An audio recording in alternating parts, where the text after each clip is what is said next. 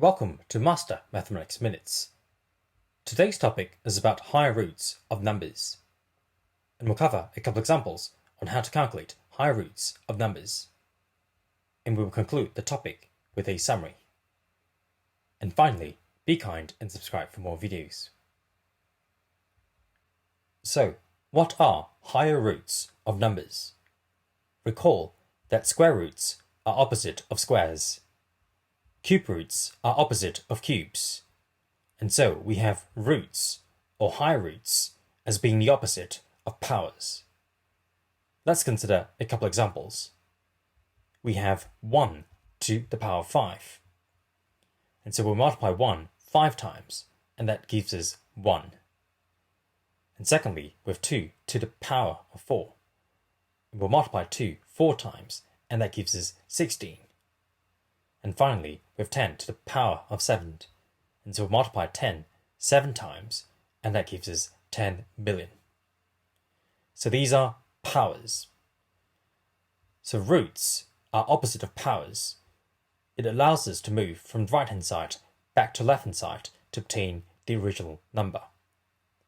Let's consider a couple examples.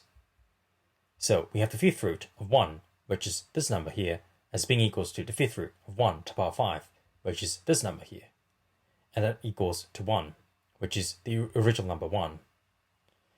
We have the fourth root of 16, which is this number here, as being equals to the fourth root of 2 to the power of 4, which is this number here. And that equals to the original number 2.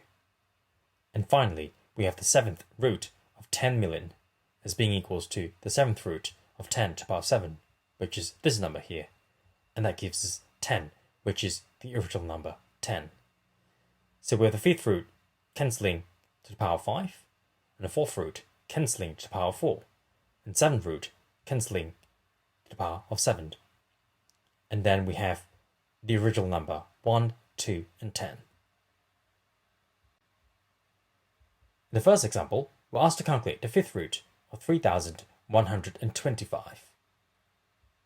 So we have the fifth root of 3,125 as being equals to the fifth root, and we will rewrite 3,125 as being 5 to the power of 5. So we have the fifth root cancelling to the power of 5, and that gives us the original number 5. In the second example, we're asked to calculate the ninth root of 19,683. So the ninth root of 19,683 can be rewritten as the ninth root of 3 to the power of 9, because 3 to the power of 9 is equals to 19,683. So the ninth root and to the power of 9 cancels, and that gives us 3.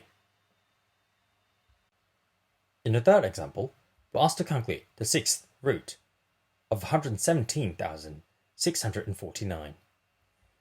So we can rewrite the sixth root of 117,649 as being equals to the sixth root of the 7 to the power of 6, because 7 to the power of 6 is equals to 117,649. And the sixth root and to the power of 6 cancels, and we have the number 7. In the fourth example, we're asked to calculate the fourth root of 1,296.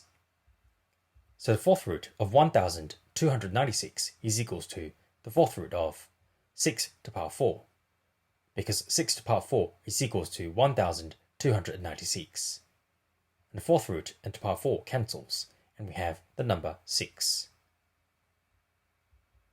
To summarize, recall that square roots are opposite of squares.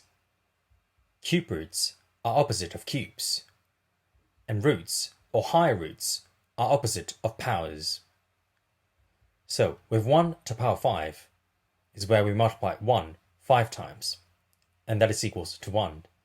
And 2 to the power of 4 is where we multiply 2 4 times, and that is equals to 16. And 10 to the power of 7 is where we multiply 10 7 times, and that gives us 10 million. And so roots are the opposite of powers. It allows us to move from the right-hand side back to left-hand side to obtain the original number.